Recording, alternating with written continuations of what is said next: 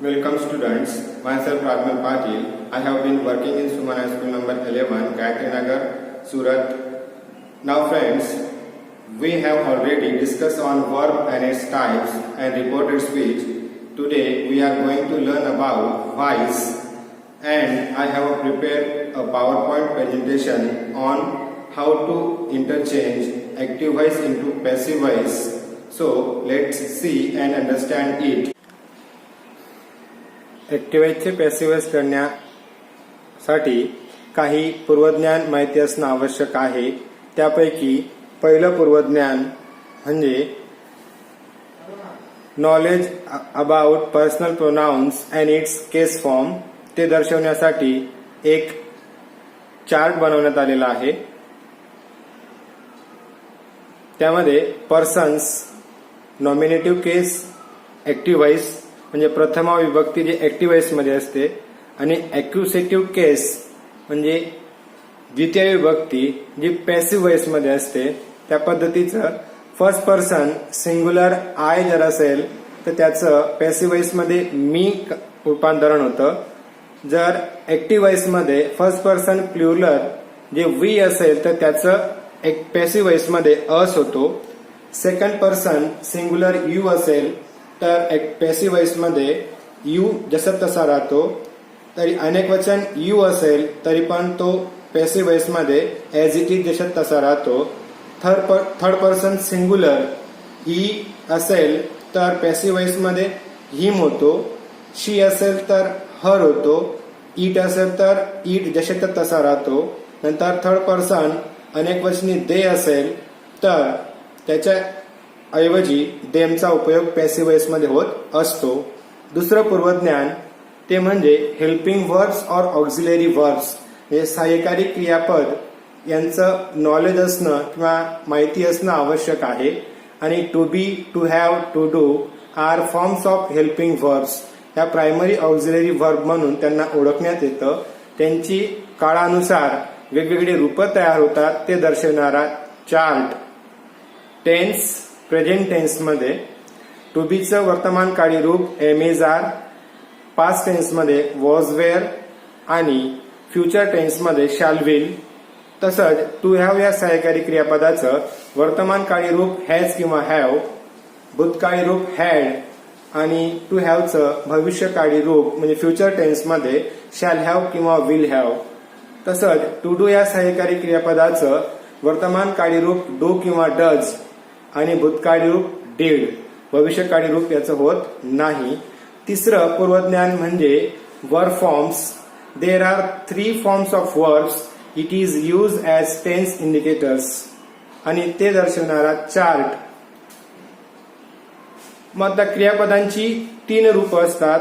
त्यापैकी आपल्याला क्रियापदाचं जे पास्ट पार्टिसिपल फॉर्म आहे ते खास करून ॲक्टिव्ह व्हॉइसचं पॅसिव्ह व्हॉइस करत असताना त्याचा उपयोग करावा लागतो किंवा वापर करावा लागतो. म्हणून मेन जे काही वर्ब असतं म्हणजे मुख्य क्रियापद असतं त्याचं पास्ट पार्टिसिपल फॉर्म काय असेल ते तुम्हाला माहीत असणं आवश्यक आहे. तर उदाहरण म्हणून आपण घेतलंय प्रेझेंट टेन्स फॉर्म म्हणजे मेन वर्ब क्रियापदाचं वर्तमान काळी रूप किंवा V1 म्हणून त्याला आपण ओळखत असतो. ते गो या क्रियापदाचं भूतकाळी रूप वेंट, पास्ट पार्टिसिपल गॉन आणि प्रेझेंट पार्टिसिपल म्हणजे ING प्रत्यय लावलेलं रूप गोईंग. दुसरे क्रियापद सी, सॉ, सीन, सीइंग. तिसरं क्रियापद प्ले, प्लेड, प्लेड, प्लेइंग. आणि चौथे क्रियापद cut, cut, cut and cutting. आपण चारही जे काही घेतलेले आहेत क्रियापद, पहिले जे काही 2 क्रियापद आहेत ते इरेग्युलर वर्ब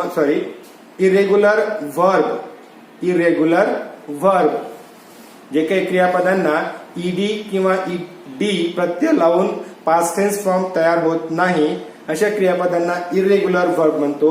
आणि ज्या क्रियापदांना डी किंवा ईडी प्रत्यय लावून त्याचा पास्ट टेन्स फॉर्म तयार होत असतो अशा क्रियापदांना रेग्युलर वर्ब आपण म्हणत असतो. आणि ज्या क्रियापदांचं main verb, past tense form आणि पास्ट पार्टिसिपल बदल होत नाही असे जे काही क्रियापद असतात त्यांना आपण इरेग्युलर वर्ब असं म्हटलं जात असतं. या 3 पूर्वज्ञान जर तुम्हाला माहिती असतील तर तुम्हाला ॲक्टिव्ह व्हॉइसचे पॅसिव्ह व्हॉइस करता येऊ शकतं. मग आता आपण बघूया रूल्स. त्याच्या आधी व्हॉइस दोन प्रकारचे असतात, एक ऍक्टिव्ह व्हॉइस, दुसरं पॅसिव्ह व्हॉइस. ऍक्टिव्ह व्हॉइस मध्ये कर्त्याला महत्व असतं, पॅसिव्ह व्हॉइस मध्ये कर्माला महत्व असतं. Rules for interchange of active voice into passive voice. म्हणजे ऍक्टिव्ह व्हॉइसचं पॅसिव्ह व्हॉइस करण्यासाठी काही गोष्टी लक्षात घेणं किंवा ते जाणून घेणं किंवा ओळखणं महत्वाचं असतं. ते म्हणजे एक, to identify verb form the sentence, म्हणजे वाक्यातील क्रियापद ओळखणं. To identify subject and object, म्हणजे वाक्यातील कर्ता आणि कर्म ओळखणं. तिसरं, टू आयडेंटिफाय टेन्स, वाक्यातील काळ ओळखणं. आणि यानंतर करावयाचे बदल. पहिला बदल असतो object is use in place of subject, म्हणजे दिलेल्या वाक्यामधील जे काही ऑब्जेक्ट असेल ते पॅसिव्ह व्हॉइस करत असताना सब्जेक्टच्या ठिकाणी म्हणजेच वाक्याच्या सुरुवातीमध्ये प्रथमा विभक्तीमध्ये लिहावा किंवा वापरावा. Object always write in nominative case. दुसरा बदल, देन यूज हेल्पिंग वर्ब, म्हणजे forms of to be according to objects number and tense of main verb. म्हणजे ऑब्जेक्ट्स नंबर म्हणजे काय, जो कर्म असतं त्या कर्माच्या वचनानुसार आणि वाक्यातील जे काही ऍक्टिव्ह व्हॉइस मध्ये जे काही वाक्य असतं त्या वाक्याच्या मुख्य क्रियापदाच्या काळानुसार हेल्पिंग वर्ब वापरावे. मग तिसरं, in simple tense after to be form use past participle with री. जर ऍक्टिव्ह व्हॉइस मधील वाक्य जर सिंपल प्रेझेंट टेन्स असेल तर त्यानंतर simple present tense, simple past tense किंवा सिंपल फ्युचर टेन्स असेल तर टू बीच्या रूपानंतर लगेच पास्ट पार्टिसिपल तुम्ही वापरू शकतात, क्रियापदाचं तिसरं रूप वापरू शकतात. पण कंसात आपण लिहिलेलं आहे सिंपल फ्युचर टेन्स मध्ये शॅल आणि विल, त्यानंतर बी आणि नंतर पास्ट पार्टिसिपल वापरावे. बी याच्यामध्ये in continuous tense after to be form use being and then past participle.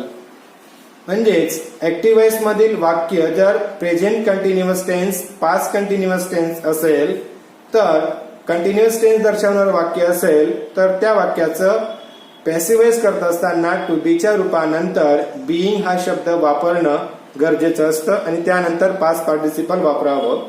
C, in perfect tense, म्हणजेच पूर्ण काळानंतर. After to have form use been and past participle as it is, म्हणजे पूर्ण काळामध्ये to have ची रूप वापरलेली असतात. ती टू हॅव ची रूप जशीच्या तशी वापरावीत आणि त्यानंतर बीन हा शब्द वापरावा लागतो आणि त्यानंतर मग पास्ट पार्टिसिपल जशाच्या तसं वापरावं. 4 नंबरचा बदल, subject is use in place of object, म्हणजेच ऍक्टिव्ह व्हॉइस मध्ये जो सब्जेक्ट असतो तो पॅसिव्ह व्हॉइस मध्ये ऑब्जेक्टच्या ठिकाणी लिहावा बाय यूज बिफोर ऑब्जेक्ट.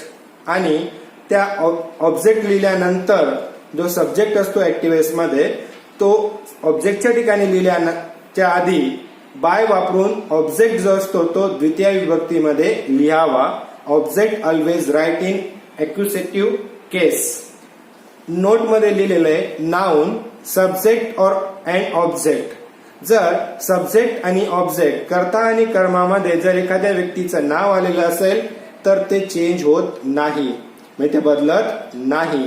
आपण पहिल्या बदलामध्ये पाहिलं की ऑब्जेक्ट जे असतं ते ऑब्जेक्ट नेहमी प्रथमा विभक्तीमध्ये वापरावं आणि 4 नंबरच्या बदलमध्ये पाहिलं की सब्जेक्ट हे नेहमी द्वितीय विभक्तीमध्ये लिहावं किंवा वापरावं.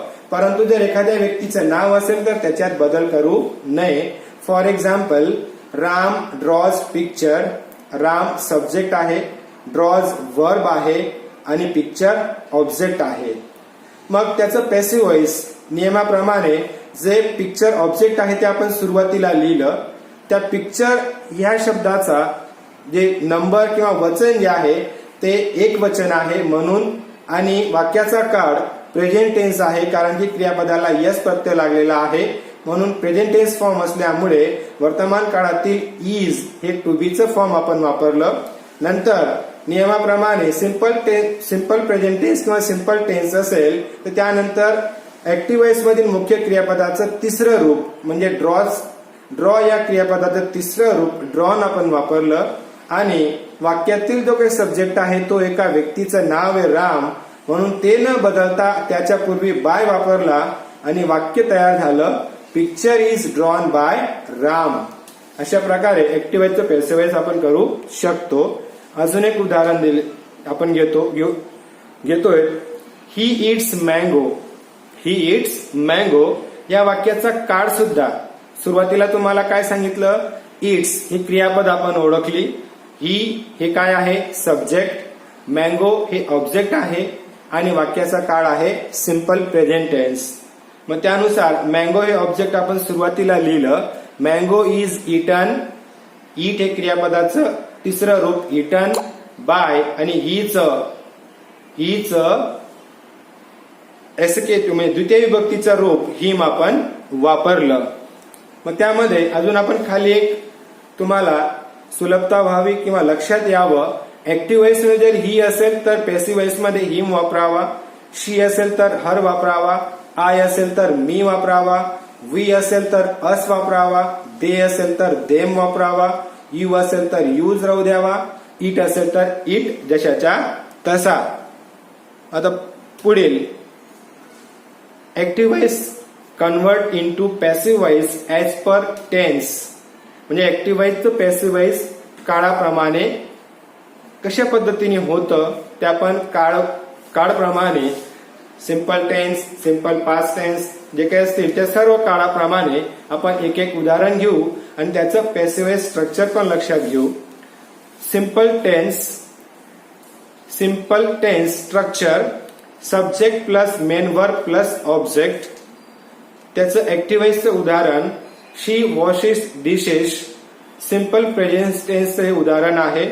त्याचं पॅसिव्ह वॉइस डिशेस हे ऑब्जेक्ट आहे, ते सुरुवातीला आपण घेतलं डिशेस आणि डिशेस हे अनेक वचन असल्यामुळे आणि वर्तमान काळ असल्यामुळे आपण आर हे टू बीचं रूप वापरलं आणि वॉशेस ही मुख्य क्रियापद असल्यामुळे तिचं तिसरं रूप आपण वापरलं वॉश आणि त्याच्या नंतर बाय वापरला आणि शीचं झालं हर.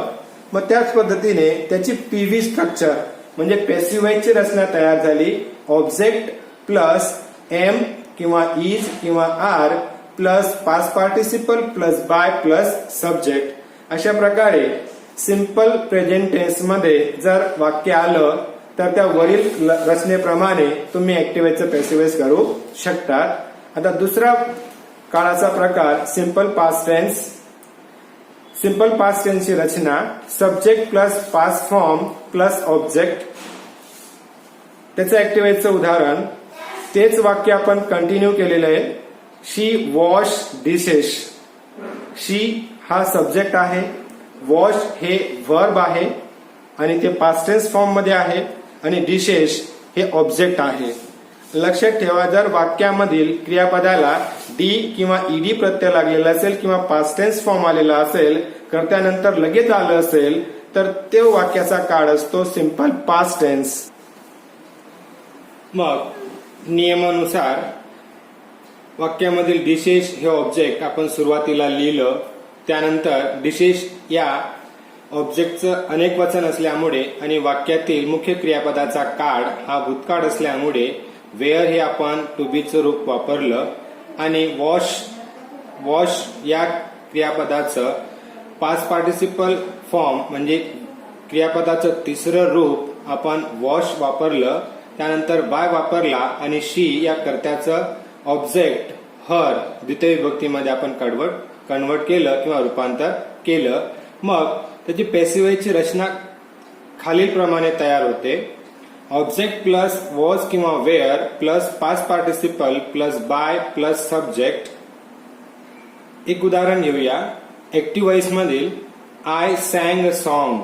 आय सॅंग अ सॉन्ग या वाक्यामध्ये आय सब्जेक्ट आहे, सॅंग वर्ब आहे पास्ट टेन्स फॉर्म आणि अ सॉन्ग हे ऑब्जेक्ट आहे.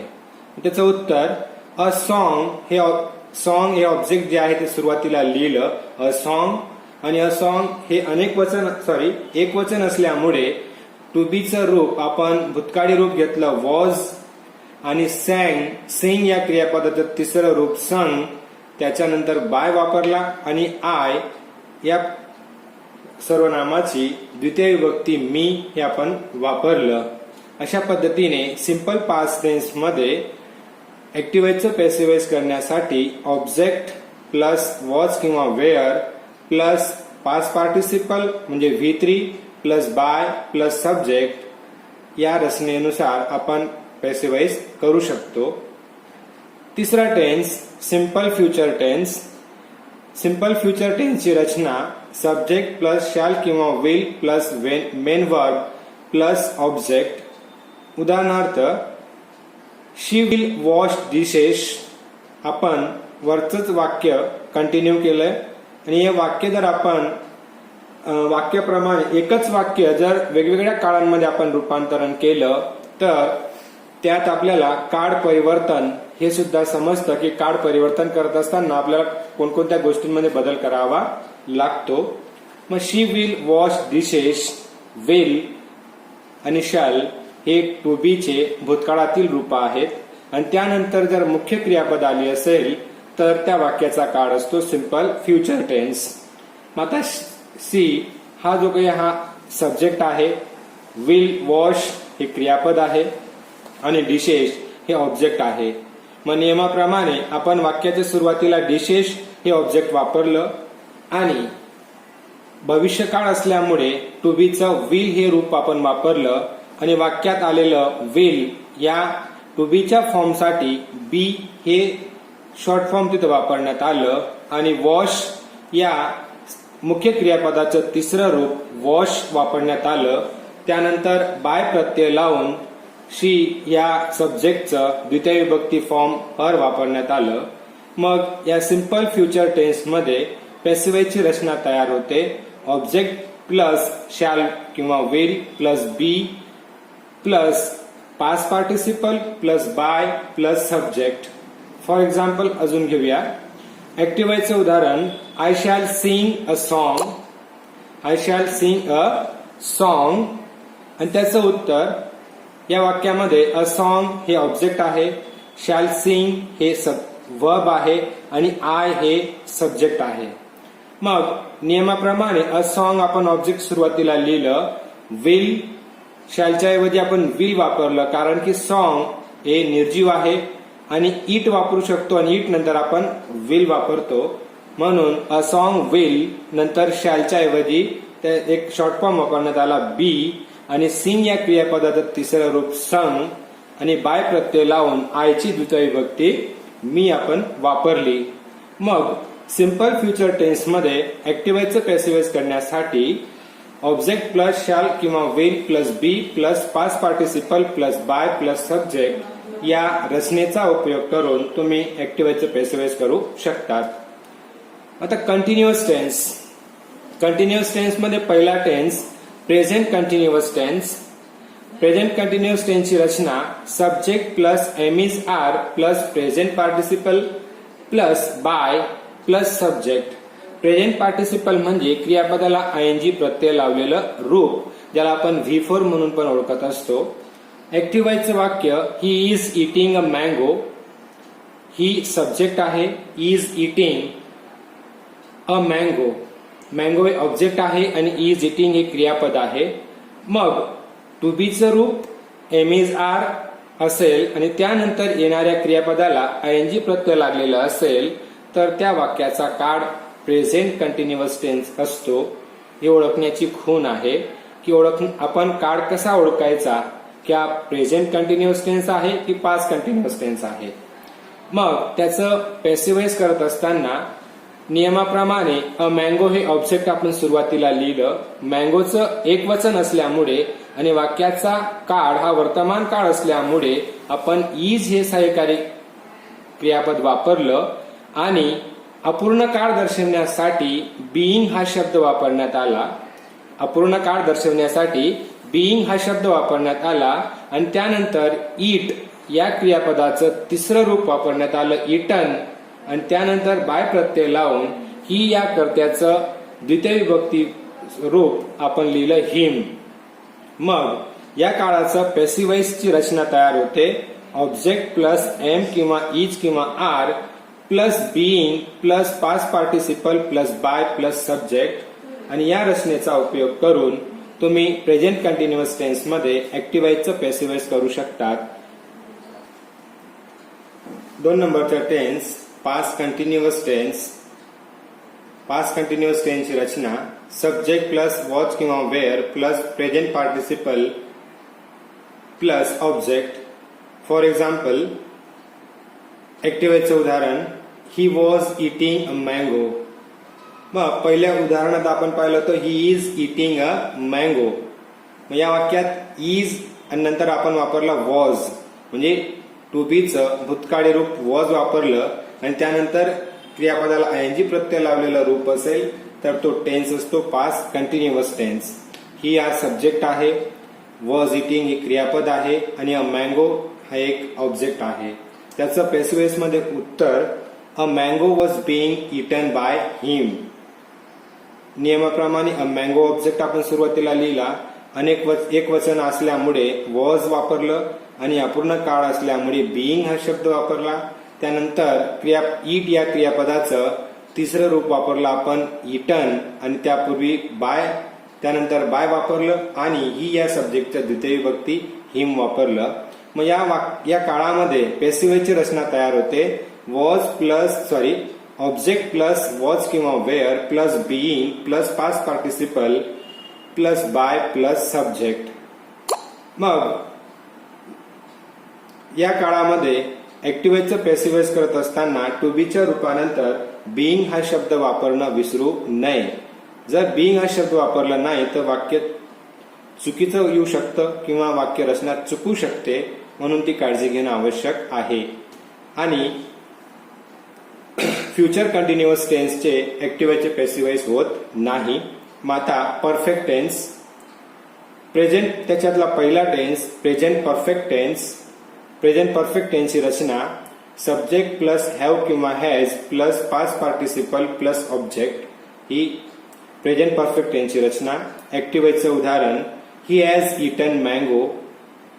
मग या वाक्यामध्ये ही सब्जेक्ट हॅज इटन हे वर्ब आणि मँगो हे काय आहे ऑब्जेक्ट. मग क्रियापदाच्या तिसऱ्या रूपानंतर हॅव किंवा हॅज आलेला असेल तर तो टेन्स असतो प्रेझेंट परफेक्ट टेन्स. नियमाप्रमाणे आपण मँगो हे ऑब्जेक्ट सुरुवातीला लिहिलं, नंतर हॅज वापरण्यात आलं. का हॅज वापरलं? कारण की मँगो एक निर्जीव घटक आहे आणि त्याच्याऐवजी आपण इट वापरू शकतो आणि म्हणून इट नंतर हॅज येतो, म्हणून मँगो हॅज. आणि वरील मुख्य क्रियापदाचं तिसरं रूप आहे किंवा पास्ट पार्टिसिपल आहे ते दर्शवण्यासाठी बीन वापरण्यात आलं आणि क्रियापदाचं तिसरं रूप जशाच्या तसं वापरण्यात आलं आणि त्यानंतर बाय प्रत्यय लावून ही या सब्जेक्टचं हिम या द्वितीय विभक्तीमध्ये फॉर्म वापरण्यात आला. मग त्या काळामधील पॅसिव्ह वॉइसची रचना ऑब्जेक्ट प्लस हॅज किंवा have plus been plus past participle plus by plus subject. The पुढचा tense past perfect tense. Past perfect टेन्सची रचना subject plus had plus past participle plus object. मग त्याचं उदाहरण ऍक्टिव्ह वॉइस मधील उदाहरण ही हॅड इटन मँगो. तेच उदाहरण आपण कंटिन्यू केलं. He had eaten mango. क्रियापदाच्या तिसऱ्या रूपांच्या आधी किंवा पूर्वी हॅड आलं असेल तर तो टेन्स असतो पास्ट परफेक्ट टेन्स. ही सब्जेक्ट आहे, मँगो ऑब्जेक्ट आहे. नियमाप्रमाणे आपण मँगो सुरुवातीला लिहिलं, त्याच्यानंतर हॅड पूर्ण भूतकाळ आहे म्हणून हॅड जशाच्या तसा आणि त्याच हॅडच्या ऐवजी आपण वापरला बीन आणि त्यानंतर क्रियापदाचं तिसरं रूप इटन जसेच तसं वापरलं. त्यानंतर बाय प्रत्यय लावून ही सब्जेक्ट ही च आपण द्वितीय विभक्ती हिम वापरलं. मग या काळात वाक्याची पॅसिव्ह वॉइसची रचना तयार होते. Object plus had plus been plus past participle plus by plus subject. दुसरा tense future perfect tense. Future perfect टेन्सची रचना सब्जेक्ट प्लस शॅल किंवा will plus have plus past participle plus object. Active वॉइसचं उदाहरण he will have eaten mango. He subject will have eaten हे verb mango object. त्याचं passive voice नियमाप्रमाणे जे object आपण मँगो सुरुवातीला लिहिलं, नंतर will have been, will have जसं तसं, नंतर तिसरं रूप आहे क्रियापदाचं म्हणून बीन, आणि क्रियापद तिसरं रूप जशाच्या तसं इटन वापरलं. त्यानंतर बाय प्रत्यय लावून ही या सब्जेक्टचं द्वितीय विभक्ती फॉर्म हिम वापरलं, तर या काळाची पॅसिव्ह व्हॉइसची रचना तयार होते. ऑब्जेक्ट प्लस शाल किंवा will plus have plus been plus past participle plus by plus subject. मग या रचनेचा उपयोग करून तुम्ही ऍक्टिव्ह व्हॉइसचं पॅसिव्ह व्हॉइस या काळामध्ये करू शकतात. आणि प्रत्येक काळाच्या ज्या काही पॅसिव्ह व्हॉइसच्या रचना आहेत त्या रचना पाठांतर करणं हे पण गरजेचं आहे. त्यावर तुम्हाला लवकर लक्षात येईल की आपल्याला पॅसिव्ह व्हॉइसची रचनेत काय पुढे लिहायचं आहे, कोणतं टू बीचं रूप किंवा टू हॅवचं रूप वापरायचं आहे ते लक्षात घेणं महत्वाचं आहे. कंटिन्युअस टेन्समध्ये टू बीच्या रूपानंतर बीइंग वापरणं आणि परफेक्ट टेन्समध्ये टू बीच्या किंवा टू हॅवच्या रूपानंतर बीन वापरणं हे महत्वाचं आहे. मग पुढचं एक आपण बघूया. If there are two objects in the sentence, जर वाक्यामध्ये दोन ऑब्जेक्ट आले तर त्याचं पॅसिव्ह व्हॉइस कशा पद्धतीने करावं. फॉर एक्झाम्पल ऍक्टिव्ह व्हॉइसचे उदाहरण, Ram gave him the keys. या वाक्यामध्ये राम हे ऑब्जेक्ट आहे, गेव हे क्रियापद आहे, हिम ऑब्जेक्ट आहे आणि द कीज हे पण ऑब्जेक्ट आहे. First identify main object and subordinate object, म्हणजे मुख्य कर्म आणि गौण कर्म ओळखणं महत्वाचं आहे. त्यासाठी तुम्ही क्रियापदाला व्हॉटने प्रश्न विचारू शकतात. What did Ram give, what did Ram give. तुम्हाला उत्तर मिळेल द कीज, उत्तर मिळेल द कीज. ते असतं मेन ऑब्जेक्ट म्हणजे मुख्य कर्म. आणि क्रियापदाला जर तुम्ही हुमने प्रश्न विचारला, हुम डीड गिव्ह द कीज, रामने कोणाला चाबी दिली, तर उत्तर येईल हिम. ते जे उत्तर येणार ते असतं सबऑर्डिनेट ऑब्जेक्ट म्हणजे गौण कर्म. मग in the above sentence main object is the keys and the subordinate object is the him. मुख्य कर्म द कीज आहे आणि गौण कर्म हिम आहे. हे ओळखल्यानंतर नियमानुसार आपण कर्म जे द कीज आहे ते आपण सुरुवातीला लिहिलं. द कीज हे अनेक वचन असल्यामुळे आणि वाक्याचा काळ भूतकाळ असल्यामुळे, कारण की क्रियापदाचं पास्ट टेन्स फॉर्म गेव वापरण्यात आलेला आहे आणि अनेक वचन असल्यामुळे पॅसिव्ह व्हॉइसच्या कर्त्याचं अनेक वचन असल्यामुळे वेअर हे टू बीचं रूप वापरलं. नंतर मुख्य क्रियापदाचं तिसरं रूप गिव्हन वापरण्यात आलं. त्यानंतर गौण कर्म जोडण्यासाठी टू वापरावा आणि त्यानंतर गौण कर्म लिहावे आणि त्यानंतर बाय जोडून राम हे एका व्यक्तीचं नाव आहे म्हणून आपण जशाच्या तसं लिहिलं. त्याऐवजी जर एखादं सर्वनाम आलं असतं तर त्या सर्वनामाची आपण द्वितीय विभक्ती इथं वापरली असती. अशा प्रकारे आपण ऍक्टिव्ह व्हॉइसचे पॅसिव्ह व्हॉइस करण्यासाठीचं पूर्वज्ञान, त्याचे नियम आणि काळाप्रमाणे आपण ऍक्टिव्ह व्हॉइसचं पॅसिव्ह व्हॉइस कसं करतो ते आपण अभ्यासलं. आणि जर वाक्यात दोन ऑब्जेक्ट आले असेल तर ऍक्टिव्ह व्हॉइसचं पॅसिव्ह व्हॉइस कसं करायचं त्याचा पण अभ्यास आपण केला. आणि आता पुढच्या भागामध्ये वाक्याच्या प्रकारानुसार ऍक्टिव्ह व्हॉइसचं पॅसिव्ह व्हॉइस कसं होईल, कसं होतं ते आपण अभ्यासणार आहोत. आणि मला असं वाटतं, मला आशा आहे जे मी तुम्हाला शिकवलं ते तुम्हाला समजलं असेल. आणि जे काही तुम्हाला समजलं असेल ते तुम्ही तुमच्या नोटबुकमध्ये नोट डाऊन करा. आणि जर काही अडचण असेल, काही समजलं नसेल तर तुम्ही कॉमेंट्स बॉक्समध्ये कॉमेंट्स करून मला सजेशन देऊ शकतात. आणि सगळ्यात महत्वाचं म्हणजे स्टे होम, स्टे सेफ.